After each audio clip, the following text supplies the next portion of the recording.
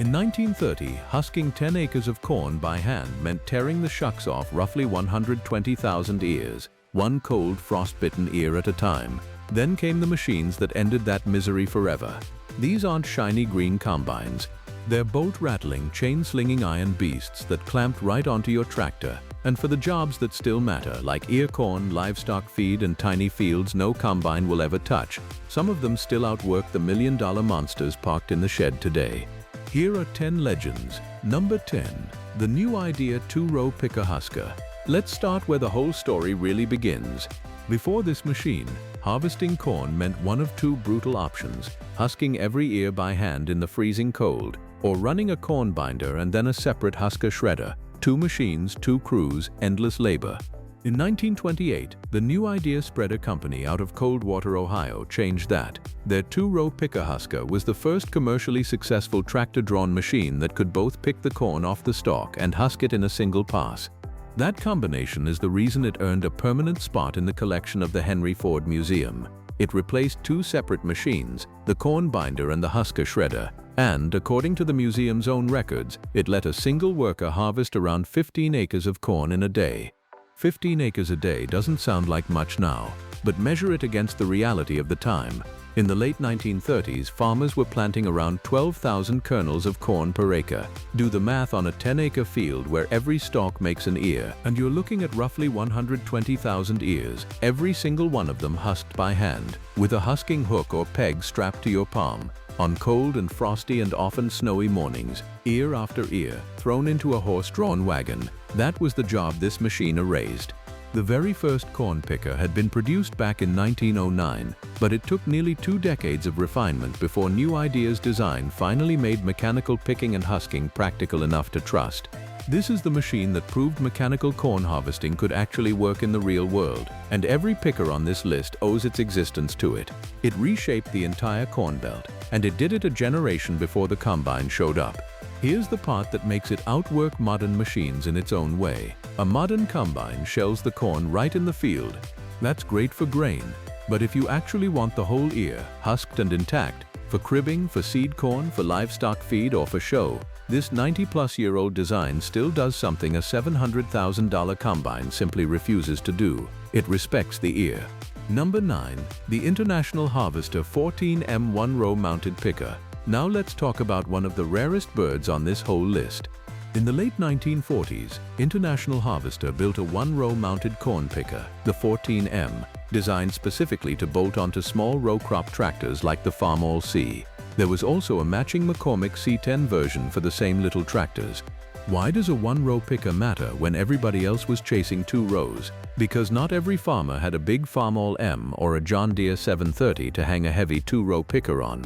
Plenty of families farmed 40, 60, 80 acres with a small tractor and a mortgage. The 14M meant those farmers could mechanize their corn harvest without buying a bigger tractor. That's real-world engineering aimed at the little guy. Just how rare is it today? In 2017, Sullivan Auctioneers sold a 1948 Farmall C still wearing its International 14M one-row mounted picker at a Missouri farm auction, and that little combination brought over $8,000.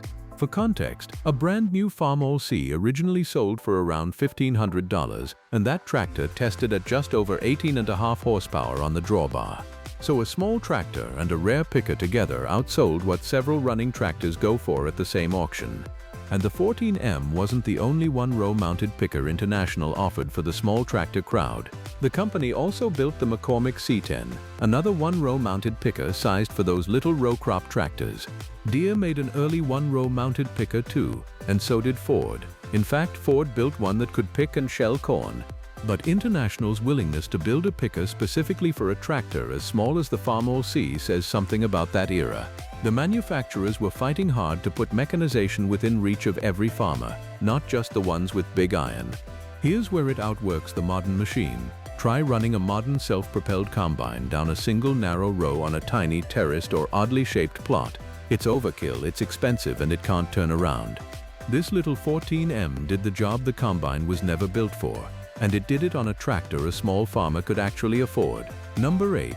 The John Deere 300 pull-type picker-husker. Fast forward to the 2-row pull-type era, and John Deere's 300 picker-husker earned itself a loyal following.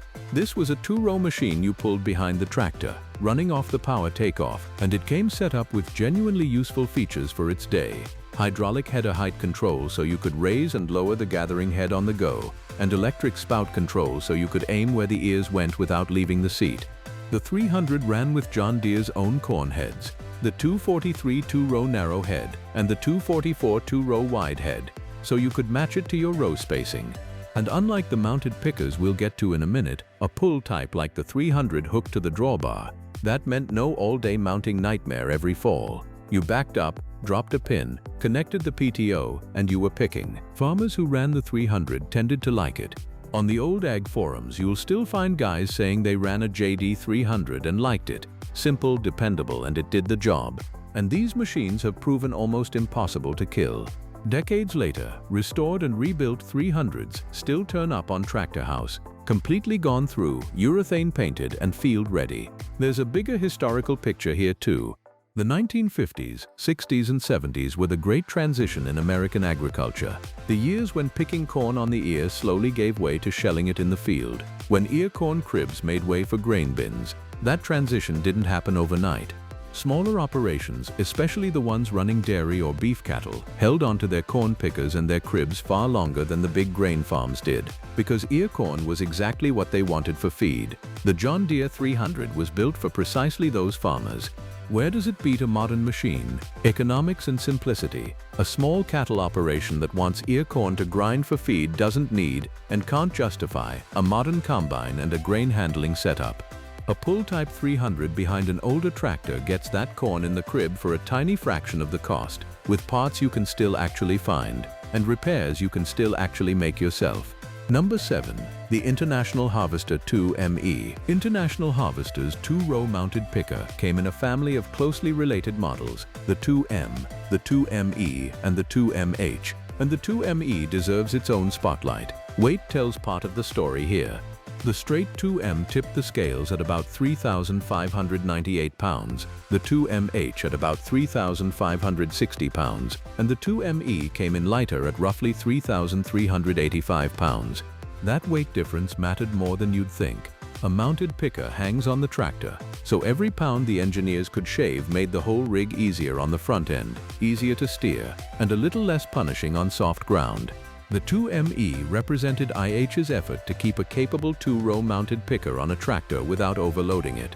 And make no mistake, International's pickers had a reputation. Ask the old-timers who ran both brands, and plenty of them will tell you an International picker was gentler on the ears than the competition. Less shelling loss on the ground meant more corn in the wagon and more of it in the crib, which is exactly the number that mattered when you were feeding livestock through the winter. The knock on all these mounted IH pickers was the same one every mounted picker earned, taking them on and off.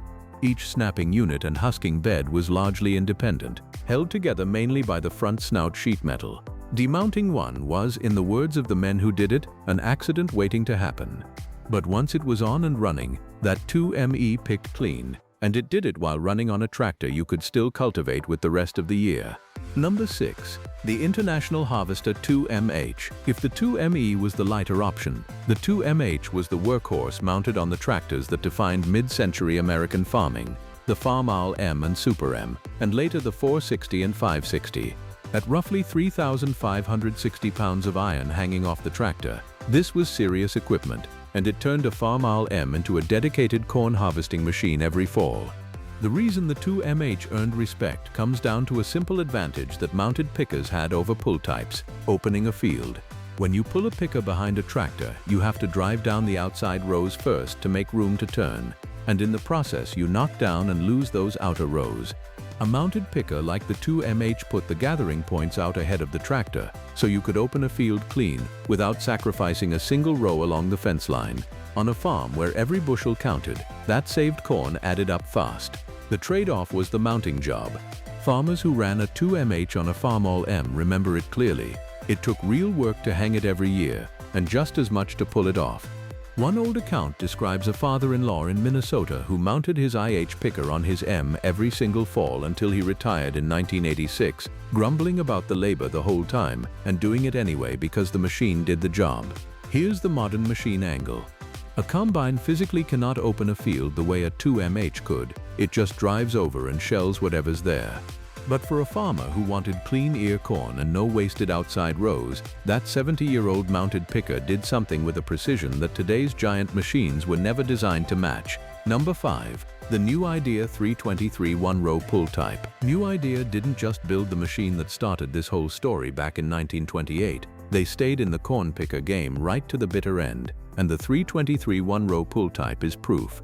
This was one of the very last one-row corn pickers ever put into production. A New Idea built it long after most competitors had walked away from single-row machines entirely. Why did the one-row 323 survive when everyone else went to 2 rows and beyond? Because of who bought it. Small farmers, cattlemen, guys with a few acres of corn to grind for feed and no interest in a big, expensive 2-row rig. The 323 pulled off the drawbar, which made it dead simple to hook up and unhook, a huge advantage over the knuckle-busting mounted pickers. You didn't spend a day bolting it to your tractor, you dropped a pin and went picking. A New Idea's 2-row pull-type lineup that sat alongside the 323 was legendary in its own right. The 2-row machines were actually built from separate components. A 324 was the 2-row wide gathering unit, a 325 was the 2-row narrow unit, and then you added a husking bed. The 326 was the 8-roll bed, and the 327 was the 12-roll bed. Those late-model New Idea pickers with the 12-roll husking beds were considered by many corn country farmers to be the absolute cream of the crop, the Cadillac of pull-type pickers. More rollers in the husking bed meant cleaner ears and gentler handling, and the reputation held across the whole line. New Idea was widely regarded as one of the best corn picker brands, period. Ask around the old farm forums and you'll hear New Idea was the best over and over. The 323 that survived into the final production run has become a genuine collector's piece, with restored units still selling and aftermarket parts still made specifically for the 323 one-row and its 324 and 325 two-row cousins. Where it outworks the modern machine is almost poetic. There is no modern equivalent of a one-row corn picker. The industry abandoned that entire category. So if you farm a tiny plot, raise a little corn for animals, or want to harvest a heritage or ornamental variety one row at a time, a running New Idea 323 does a job that literally no machine sold today will do. Number 4. The John Deere No. 227. Now we get to a true icon. The John Deere No. 227 is the 2-row mounted corn picker that a whole generation of 2-cylinder John Deere owners grew up with. It bolted onto the classic Johnny Poppers, the Model A, the Model 60, the 630, the 730 and their siblings, and turned those beloved tractors into corn harvesting machines every autumn. The 227 used 2 gathering chains per row to feed the stalks into the snapping rolls, and it came with a hydraulic ram to handle the lifting. John Deere even offered a sheller attachment for it, paired with the number 50 sheller, because in the 1950s and 60s many farmers still picked corn on the ear, cribbed it and shelled it later. That sheller attachment let them shell right at harvest once the crib was full. It was the right tool for a moment in history when American agriculture was caught between the ear corn past and the shelled corn future. Everybody who ran a 227 remembers 2 things about it. First, it worked well. Second, it was loud. Put a 227 on a 2-cylinder Deere running near flat out, add all those chains and cogs and the elevator chute, and old operators say it was loud enough to wake the dead. It made the tractor look absolutely magnificent, and it made your ears ring. And the modern angle. A restored 227 on a polished 630 is now one of the most sought-after display and working combinations in the antique tractor world. It still picks clean at farm shows and on small acreages, doing honest work with technology from the Eisenhower era, quietly proving that old and useless are not the same word. Number 3. The John Deere No. 237. John Deere took everything they learned from the 227 and rolled it into the No. 237, and the improvements were exactly the kind of hard-won practical upgrades that separate a good machine from a great one. For starters, the 237 went back to 3 gathering chains per row, instead of the 2 the 227 used, for better, more positive feeding of the stalks. It got new waffle-type snapping rolls, a design so good that farmers would actually retrofit them onto their older 227s. The outer gatherers were reshaped, and John Deere added a built-in step on the tire shields, a small touch that anyone who's ever climbed on and off a picker 50 times a day genuinely appreciated. The 237 lived on into the new generation era, mounting on the 3010, 3020, 4010 and 4020 tractors that became legends in their own right. Picture a green 4020 rolling through a field with a 237 hanging off the front. For a lot of farm kids in the 1960s, that was the image of harvest itself. It's no accident that toy maker Ertl immortalized exactly that combination, a 4020 with a mounted 237, as a Precision Classics collector piece. It's worth understanding what the 237 was up against, because the clock was already ticking on all these pickers.